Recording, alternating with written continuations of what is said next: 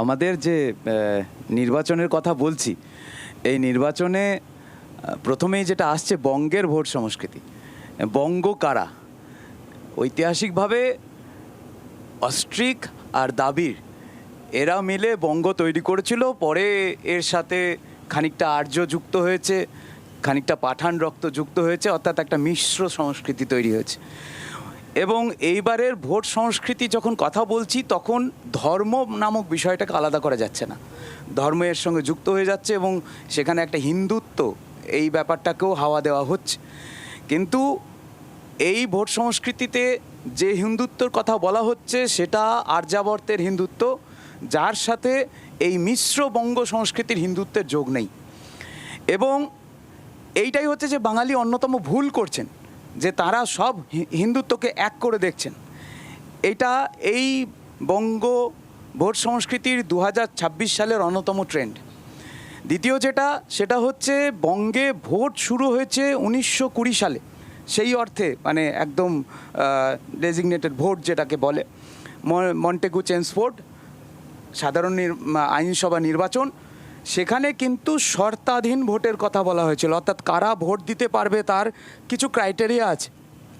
সেই ক্রাইটেরিয়ার প্রধান সেটা হচ্ছে কারা একটা নির্দিষ্ট পরিমাণ ট্যাক্স দেয়, কারা হচ্ছে কত পরিমাণ সম্পত্তি রক্ষা করে, তারা ভোট দিতে পারবে। অর্থাৎ সবাই কিন্তু সার্বিকভাবে ভোট দেবে না, এরকম একটা ব্যাপার ছিল। সেই ব্যাপারটা আবার যেন ফিরে এসেছে, কারা ভোট দিতে পারবে সেটা ঠিক করা। আপনারা জানেন যে কিছুদিন আগেই আনন্দ পুরস্কার পেলেন আমাদের পরিমল ভট্টাচার্য, সাতগাঁর হাওয়া তাঁতিরা।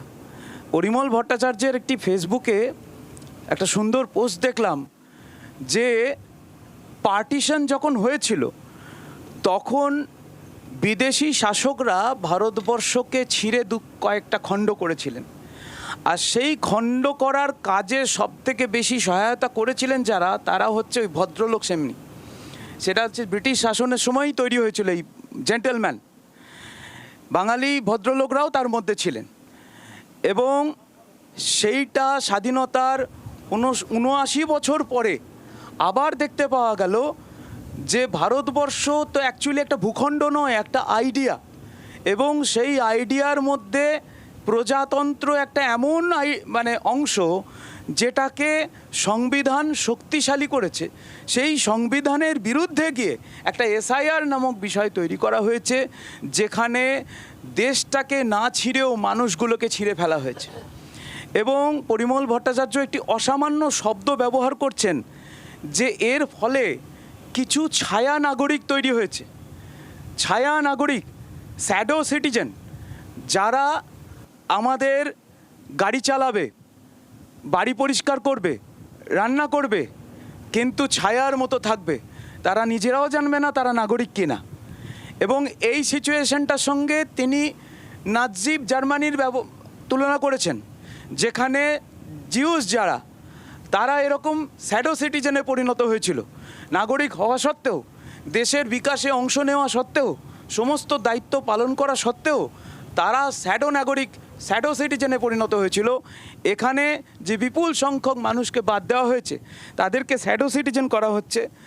আপনারা জানেন যে তুফানগঞ্জে আমাদের স্বরাষ্ট্রমন্ত্রী বললেন যে যাদের নাম বাদ গিয়েছে এসআইআর থেকে, তাদের এবার দেশ থেকে তাড়ানো হবে।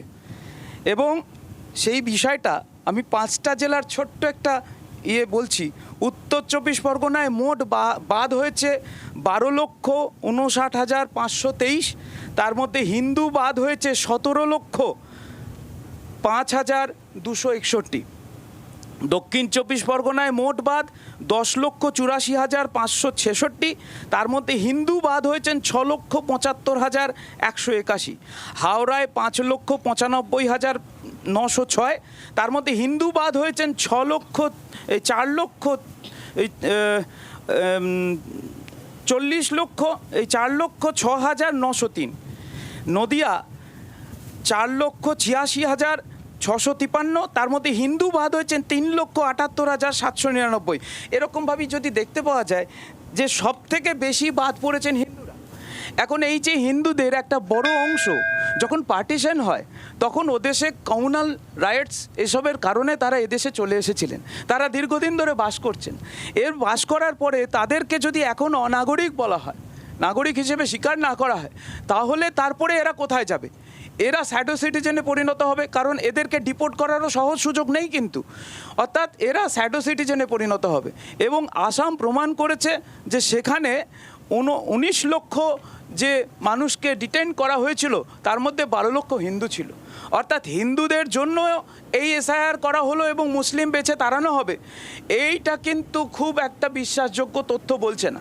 শুধু তাই নয়, আপনারা জানেন যে ভারতবর্ষে এই যে ভোট সংস্কৃতির বিকাশে একটি গুরুত্বপূর্ণ ঘটনা 1923 সালের বেঙ্গল প্যাক্টের অবতারণা, যেখানে বলা হয়েছিল সংখ্যাগরিষ্ঠ মানুষ যেখানে রয়েছেন সেখানে তাদের হাতে নির্বাচনী ক্ষমতা দেওয়া হবে এবং তাদের জন্য কোটার ব্যবস্থা করা হবে।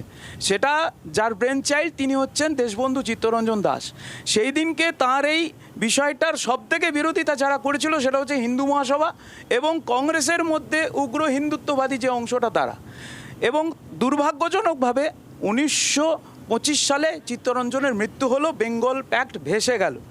যদি না যেত তাহলে ভারতবর্ষের নির্বাচনের মডেল কোড অফ কন্ডাক্ট আলাদা রকমভাবে তৈরি হতো, এটা আমরা সবাই জানি। আর এই চিত্তরঞ্জন দাসের অন্যতম অনুগামী সুভাষচন্দ্র,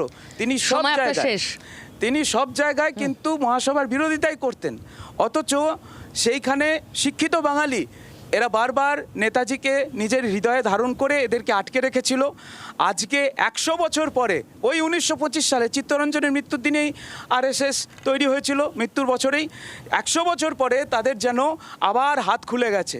বাঙালি, যেটা শিক্ষিত বাঙালি যারা নিম্নবর্গীয় মানে সহবাসীদের মধ্যেই মোটকা গন্ধ পায়, তারা আজকে উগ্র কমিউনাল হয়ে উঠেছে এবং সেই বিষয়টাকে ভোট সংস্কৃতির মধ্যে নিয়ে আসার চেষ্টা করছে। বাংলার আওয়াজ, বাঙালির আবেগ, জি 24 ঘন্টা।